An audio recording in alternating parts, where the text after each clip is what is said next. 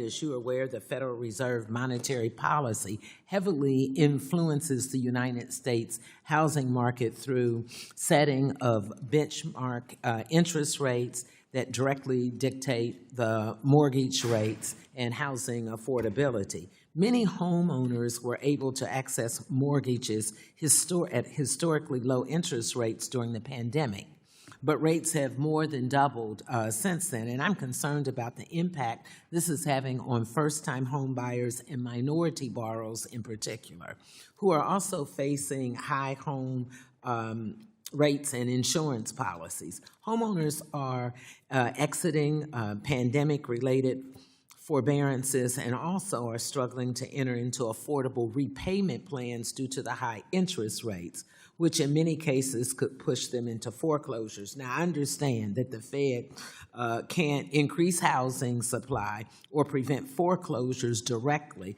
but I'm interested to hear your thoughts on the impact of rate hikes on the housing market, especially for those more vulnerable homebuyers. And certainly, you know, we have a new amazing housing bill, the 21st century. I have to get that plug in, that I have 6 bills in that. So now I yield to you. Thank you, Congressman. We stay out of housing policy, and as the debate that's been had in this room suggests, you all have a lot to say about what housing policy is going to be, but I don't want to suggest that we don't touch it.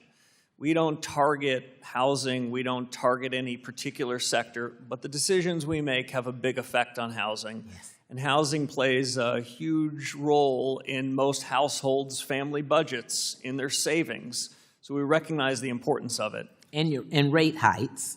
Correct. Absolutely. We, as I said in my opening statement, I think broadly about the conduct of policy today. I sounded quite optimistic about what was happening in manufacturing, what was happening in output, but you heard me say a somewhat more cautious note about housing. And I think that's in part because monetary policy, when rates were cut to extremely low levels, provided what was thought of as a once-in-a-lifetime opportunity to get the first house.